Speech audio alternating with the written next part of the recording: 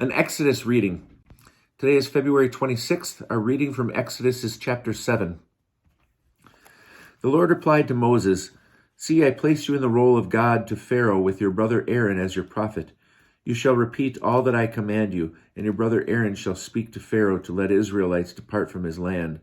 But I will harden Pharaoh's heart that I may multiply my sign and marvels in the land of Egypt.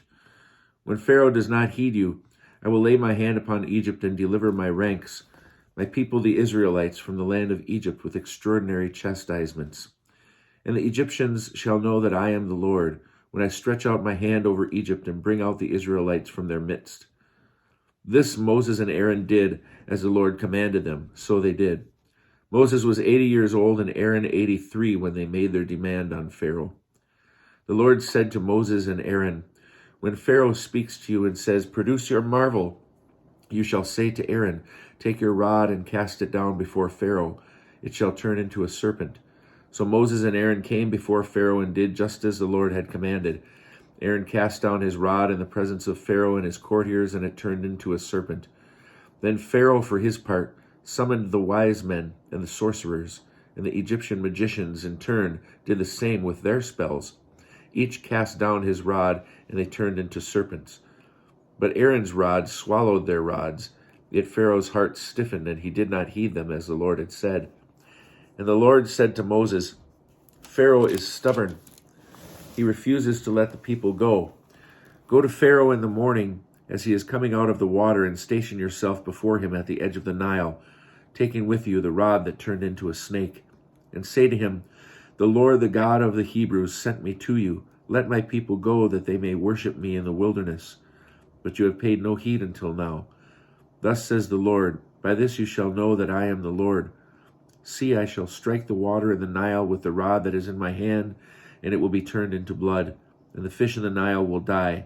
The Nile will stink, so the Egyptians will find it impossible to drink the water of the Nile.'" And the Lord said to Moses, "Say to Aaron, 'Take your rod and hold out your arm over the waters of Egypt, its rivers, its canals, its ponds, all its bodies of water, that they may turn to blood. There shall be blood throughout the land of Egypt, even in vessels of wood and stone.'"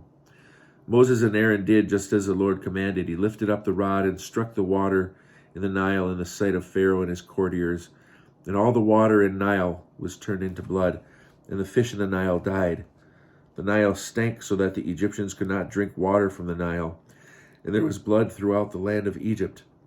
But when the Egyptian magicians did the same with their spells, Pharaoh's heart stiffened, and he did not heed them, as the Lord had spoken. Pharaoh turned and went into his palace, paying no regard even to this, and all the Egyptians had to dig round about the Nile for drinking water, because they could not drink the water of the Nile.